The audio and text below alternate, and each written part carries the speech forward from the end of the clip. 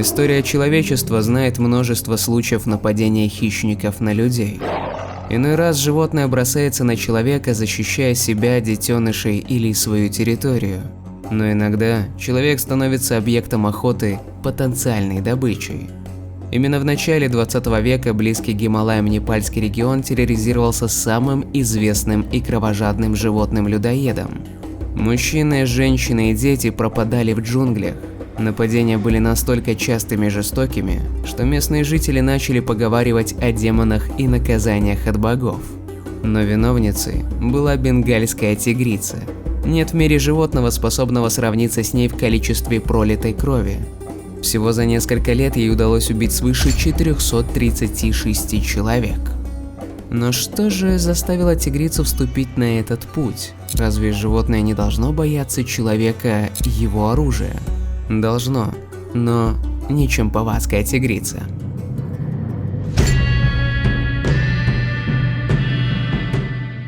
Все началось в одном из лесов Непала в самом начале 20 века.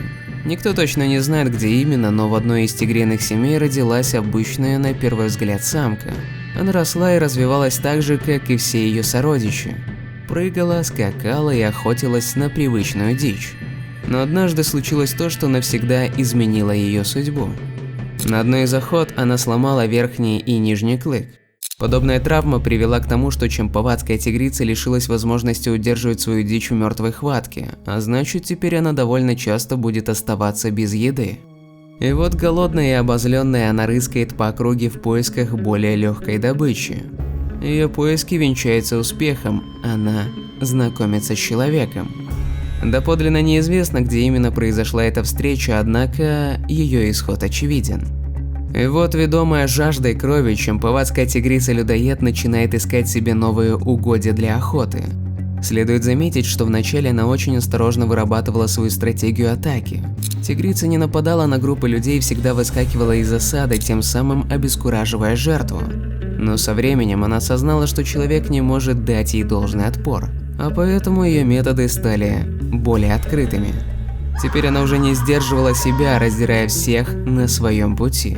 И чем больше людей она убивала, тем жестче и чаще происходили ее атаки. По предварительным подсчетам, от ее когтей умерло около 200 жителей Непала. Подобная трагедия вынудила власть принять меры. Они прислали регулярную армию, дабы изловить зверя, но те не смогли справиться с задачей. Единственное, что они сделали, так это прогнали ее за пределы своей страны в Индию. Изгнанная из родных земель, чампаватская тигрица не оставила свое кровавое дело. Она переходила с одного места на другое, оставляя за собой след из человеческих трупов. Ее вера в собственную безнаказанность привела к тому, что она начала охотиться прямиком в деревнях. Большинство ее зверств проходило в регионе под названием Камаун. Видно, именно здесь она решила обустроить свой дом. Следует заметить, что чампаватская тигрица идеально изучила свою территорию, благодаря чему все попытки убить ее заканчивались крахом. Крайне важным являлось и то, что местные жители сильно боялись этого зверя. Они верили, что в нем заключен темный дух, а значит, его нельзя убить простым оружием. Поэтому все, что они могли, прятаться и убегать. Именно такое поведение привело к тому, что за несколько лет тигрица сумела убить порядка 210 человек. Согласно записям тех лет, чудовище ходило из деревни в деревню, оповещая о своем приближении грозным рыком. Оно не пряталось и не избегало встреч с группами людей. Увидавши подходящую добычу, она устремлялась к ней и раздирала, после чего спокойно уходила назад в джунгли. Но в один момент все кардинально изменилось. В те времена, когда тигров все еще боялись убивать, охотники на тигров спасали сотни жизней. В Индии на рубеже веков, как знали власти, мог победить смертоносную тигрицу только один человек – полковник Джеймс Корбетт. Корбетт был британцем ирландского происхождения, действовавшим в колониальной Индии и прославившийся как охотник на зверей-людоедов. Когда правительство попросило Корбетта выследить чампаватскую тигрицу, он согласился, но при этом выдвинул два условия. Во-первых, отменить правительственные награды, а во-вторых, отозвать всех охотников. Он не хотел, чтобы его считали охотником за наградой, так как для него это звучало оскорбительно, а также и не хотел быть случайно застреленным. Власти, недолго думая, быстро согласились с его условиями, и охота на тигра началась. Корбет прибыл с несколькими помощниками в деревню Чампават. Когда полковник оказался в деревне, он обнаружил, что все жители заколочены в своих домах. Никто не смел выходить на улицу целых 5 дней. Корбет провел первую ночь на улице, пытаясь выследить тигрицу вдоль дороги, которую она, как говорили жители, обычно стережет. Однако полковника тоже не покидал страх, что за ним кто-то следит из кустов. Корбет писал: когда ночной ветер шевелил ветви и двигались тени, я увидел несколько надвигающихся на меня тигров и горько сожалел о том, что оказался здесь перед лицом людоеда. Мне не хватало мужества вернуться в деревню и признаться, что я тоже боялся выполнять возложенную на себя задачу. И, стуча зубами, то ли от страха, то ли от холода, просидел долгую ночь. Когда утром Корбет вернулся в деревню, жители были крайне удивлены увидеть его живым. От увиденной храбрости жители перестали сидеть дома и попросили полковника, чтобы он проследил за местностью, пока жители деревни собирали пшеницу. Иначе страх новой напасти тигрицы не позволил бы им это сделать. Сбор урожая прошел по плану, без визита тигрицы. Сам Корбет после долгой ночи пока не решался искать тигра, хотя знал, что местные жители могут показать ему окрестности, где, вероятно, находится кошка. Все же спустя время полковник согласился, и жители деревни привели к месту последнего нападения. Изучив следы животного, он определил, что тигр был самкой. Дальнейшее обследование места дало информацию о том, как жертва собирала ветки, когда тигр внезапно схватил ее за ногу. Затем ее утащил за горло в лес.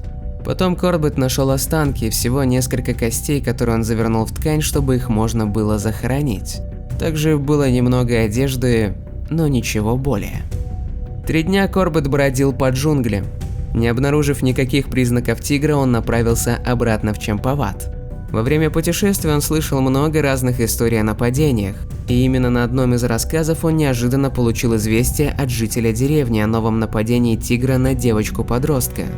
Примчавшись к месту происшествия, он обнаружил лужи крови и след, ведущий вглубь джунглей.